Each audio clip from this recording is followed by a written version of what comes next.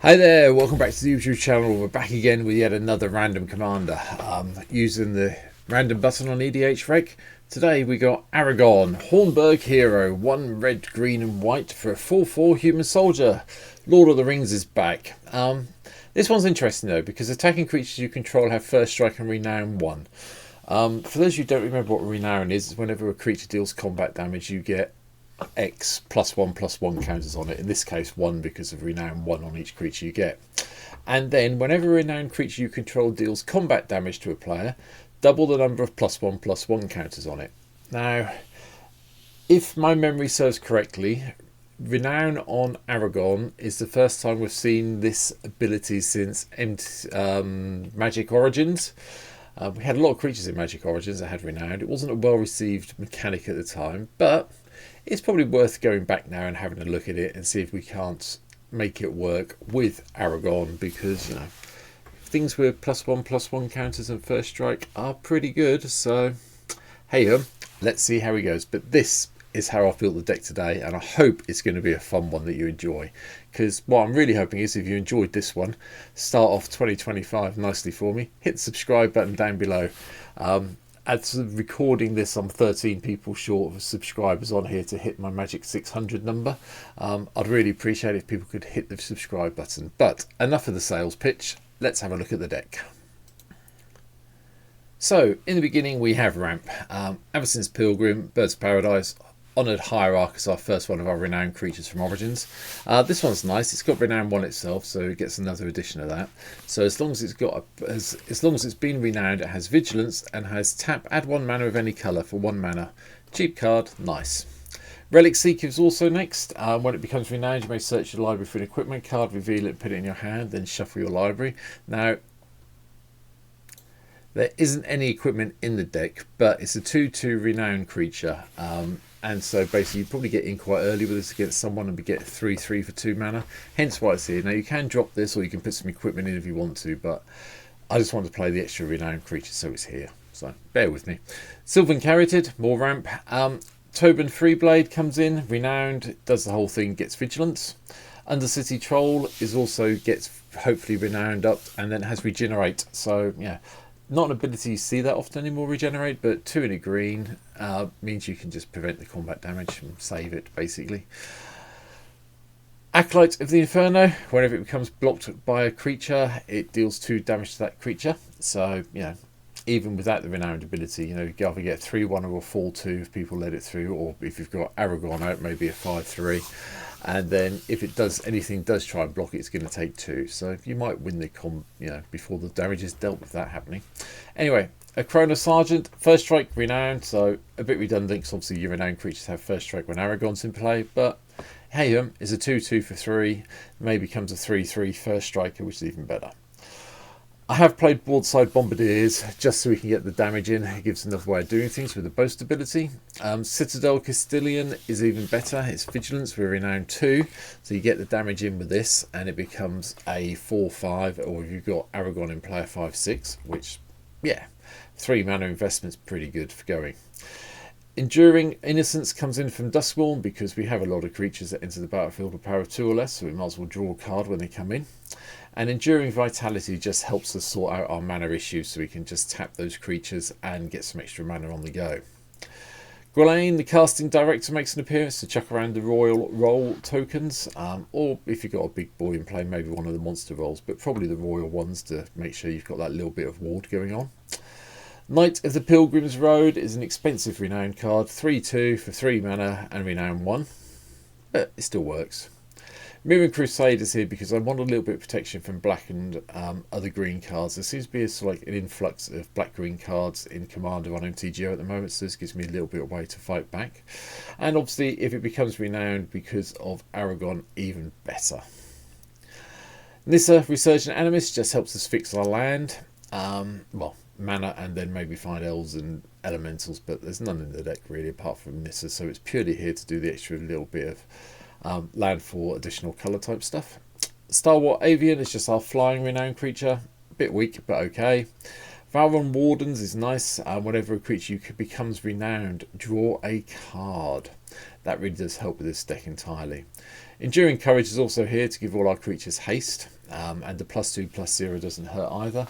This makes our renowned things a little bit more tricky to deal with. Firefiend Elemental, hasty 3/2 with a renown 1 anyway, so we'll go with that. Miriel, the Shield of Argive, is also here. It's worth having this in here because the soldiers tokens also get renowned when they attack, and First Strike, it doesn't say non-tokens on Aragorn, so you start getting this going off, you get a whole load of soldiers that get big quite quickly and upset people.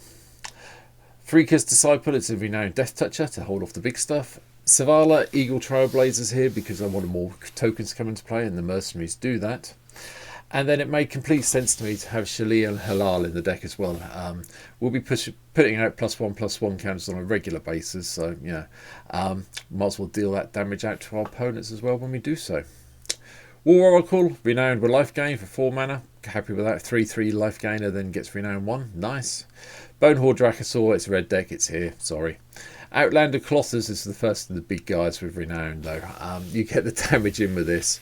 Can't be blocked by more than one creature. It becomes a 12/12. Yes, it hasn't got an evasion, but you know, having a 12/12 first striker when you're attacking should kind of finish the game, I think, in a reasonable way. Rock's Marauders is also in. This one has got trample for 5 mana and renown 2, so you know, this becomes a 6/6 for 5 mana with trample. Ancient Copper Dragons in just to give us some more treasures and another way of flying through the air. Fapine, Boss is Confident. This made a lot of sense to me at the beginning of the game, really. Having those extra citizen tokens that also get the renown triggers, and then having our creatures pumped up for each non-land. Yeah, it works. Ancient Gold Dragon gives a whole load more fairies in the air, and then obviously Avenger of Zendikar had to be in just so we can make it work properly with the renown stuff. Fast spells, Farseek, Nature's Law of 3 visits, our usual 3 ramp spells are here from that land, and we've got Grand Crescendo to protect everything and create some citizens if we need to. We've got March of the Multitudes to give us a whole load of white soldier creature tokens if we need them, that all get renowned and lifelink, and First Strike when they're attacking, so it does sort of like save your life total a little bit. Curious Herd, hopefully we get someone with a whole load of artifacts, and we get all those nice beats creature tokens, so that works nicely. And then just to control the board a little bit, we've got Blasphemous Axe just as a one-off. Artifacts, Rampin, Mox Tantalite, Soul Talisman, Soul Ring, Arcane Signet, one of each of the medallions. Elixir of Immortality's here just to make sure when things go pear-shaped we can shuffle everything back in. And Urabrask's Forge actually gets quite good with this. Yeah, obviously the creatures die, but the first, you know, having the first strike ability on attacking creatures, you can't complain too much, especially when this gets a few counters on it. To make things even more fun, we have quite a usual selection of enchantments you'd expect to be seeing in one of my decks by now. So Hardened Scales is here to give us extra +1/+1 counters. Innkeeper's Talent, we'll try and get leveled up to level 2 as quickly as possible so that when we do hit renowned, all our little creatures get a ward to make them a little bit safer. Branching Evolution just doubles up our +1/+1 counters. Fervor gives everything haste if we need it. Mario's Area, yeah, I have a feeling we might be able to get creatures up to power 20 with this deck on a long game. Then we gain 10 life if we control a creature with power 10 or greater. That should happen at the beginning of our upkeep, so we'll see what happens. But the +1/+1 counts at the beginning of our upkeep for anything that's power 5 or greater, which we should be able to hit, is pretty useful in my mind.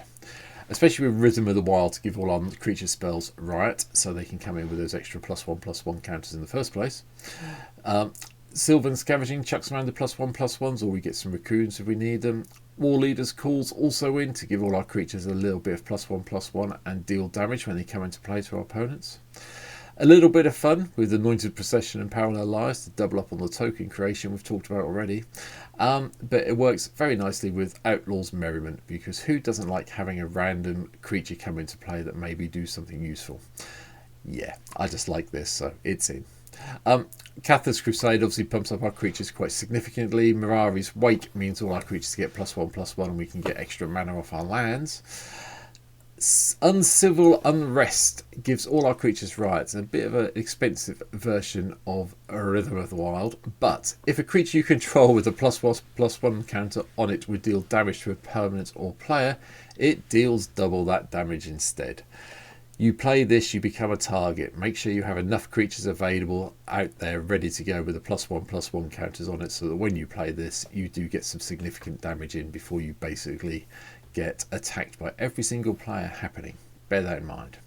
The last card to chuck around more +1/+1s is Virtue of Loyalty. Gives us a knight if we do the adventure, and then obviously at the beginning of our end step, we put a +1/+1 counter on each creature and untap everything.